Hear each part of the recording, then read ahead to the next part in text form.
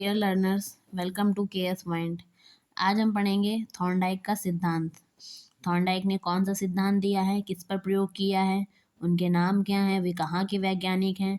आज हम इस वीडियो में इन सब की चर्चा करेंगे। थॉर्नडाइक हमारे लिए बहुत ही इम्पॉर्टेंट टॉपिक हो जाता है, जो कि हमारे UP TET, C TET, BEd, BTC सभी में पूछा जाता है। तो आइए हम पढ़ते हैं थॉर्नडाइक। पहला क्वेश्चन आता है कि थॉर्नडाइक ने कौन सा सिद्धांत दिया। तो थॉर्नडाइक ने प्रयास एवं त्रुटि का सिद्धांत दिया। फिर आता है थॉर्नडाइक कहाँ के वैज्ञानिक हैं। तो थॉर्नडाइक अमेरिकी मनोवैज्ञानिक हैं। फिर आता है थॉर्नडाइक ने किस पर प्रयोग किया। तो थॉर्नडाइक ने पशुओं पर सबसे ज़्यादा प्रयोग किया है। थॉर्नडाइक जो है वो पशु मनोवैज्ञानिक हैं। फिर है प्रथम शैक्षिक मनोवैज्ञानिक कौन है। तो थॉर्नडाइक हैं। फिर है थॉर्नडाइक ने अपनी पुस्तक शिक्षा मनोविज्ञान में सीखने के सिद्धांत का प्रतिपादन किया है। पहले तो थॉर्नडाइक की पुस्तक है शिक्षा मनोविज्ञान, उसमें उन्होंने सीखने के सिद्धांत का प्रतिपादन किया है, सीखने के सिद्धांत बताए हैं। अब हम पढ़ेंगे थॉर्नडाइक के सिद्धांत के अनुसार अन्य नाम। तो इनके सिद्धांत एक ही है, लेकिन उसके नाम अलग अलग हैं, अन्य नाम है, बहुत सारे नाम हैं। तो पहला है प्रयास एवं त्रुटि का सिद्धांत, जो कि हम ऊपर पढ़ चुके हैं। फिर है उसी को उद्दीपन अनुक्रिया का सिद्धांत कहते हैं, या एसआर थ्योरी कहा जाता है। फिर है थर्ड नंबर है संयोजनवाद का सिद्धांत। फिर है फोर्थ नंबर आवृत्ति का सिद्धांत, आवृत्ति मतलब बार बार दोहराना किसी चीज़ को। फिर है प्रयत्न एवं भूल का सिद्धांत। फिर है संबंधवाद का सिद्धांत। तो इनका सिद्धांत एक ही है, लेकिन इसके नाम इतने सारे हैं। तो हमारे एग्ज़ाम में क्वेश्चन पूछ लिया जाता है कि आवृत्ति का सिद्धांत किसने दिया है, तो बच्चे कंफ्यूज हो जाते हैं। तो हमें कंफ्यूज नहीं होना है। ये जो सारे नाम हैं ये एक ही सिद्धांत के नाम हैं, ये थॉर्नडाइक के अलग अलग सिद्धांत के नाम हैं, तो हमें याद रखना है। अब हम आगे पढ़ेंगे थॉर्नडाइक के नियम। थॉर्नडाइक ने कितने नियम दिए हैं। तो थॉर्नडाइक ने 2 नियम दिए हैं। अगर एग्जाम में क्वेश्चन आए कि थॉर्नडाइक ने कितने नियम दिए हैं, तो थॉर्नडाइक ने 2 नियम दिए हैं। पहला नियम है मुख्य नियम और दूसरा नियम है गौड़ नियम। और मुख्य नियम में उन्होंने 3 नियम दिए हैं और गौड़ नियम उनके 5 हैं। अगर एग्जाम में क्वेश्चन सिंपली पूछा जाए कि थॉर्नडाइक ने कितने नियम दिए हैं, तो थॉर्नडाइक ने 2 नियम दिए हैं। पहला कौन सा है, मुख्य नियम, दूसरा कौन सा है, गौड़ नियम। अगर पूछे कि मुख्य नियम कितने हैं, तो हम बताएंगे 3 हैं, और गौड़ नियम कितने हैं, 5 हैं। तो मुख्य नियम हमारे 3 हैं। पहला है अभ्यास का नियम, दूसरा है तत्परता का नियम, तीसरा है प्रभाव का नियम। अभ्यास का नियम क्या कहता है। अभ्यास का नियम ये है कि अगर हम किसी चीज़ का अभ्यास करते रहते हैं वो चीज़ हमें आती रहती है।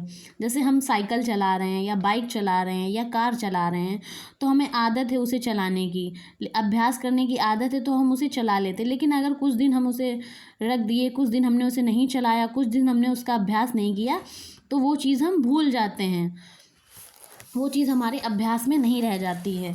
तो वही पहला नियम है, मुख्य नियम है अभ्यास का नियम, कि हमें अभ्यास करते रहना चाहिए। फिर सेकंड नंबर है तत्परता का नियम। तत्परता का नियम है क्या, कि हमें हर चीज़ के लिए तैयार रहना चाहिए, पहले से ही तैयार रहना चाहिए। फिर थर्ड नंबर है प्रभाव का नियम। अब सेकंड नंबर है गौड़ नियम। गौड़ नियम कितने हैं हमारे, 5। तो पहला है हमारा आंशिक क्रिया का नियम, दूसरा है हमारा बहुप्रतिक्रिया का नियम, तीसरा है हमारा सहचर्य का नियम, फिर चौथा है मनोवृत्ति का नियम, फिर 5वां है आत्मीकरण का नियम।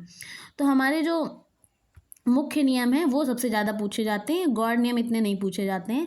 एग्ज़ाम में क्वेश्चंस मुख्य नियम से ही आता है कि मुख्य नियम कितने हैं, तो हमारे 3 हैं, अभ्यास का नियम, तत्परता का नियम, प्रभाव का नियम। गौड़ नियम हमारे 5 हैं। आइए हम आगे पढ़ते हैं।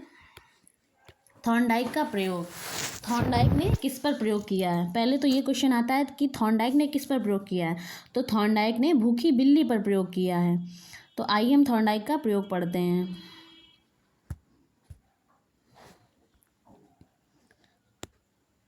थॉर्नडाइक ने अपना प्रयोग भूखी बिल्ली पर किया है। तो क्वेश्चन आता है एग्जाम में कि थॉर्नडाइक ने अपना प्रयोग किस पर किया है, तो भूखी बिल्ली पर किया है। बिल्ली का उद्दीपक भोजन मृत मछली है।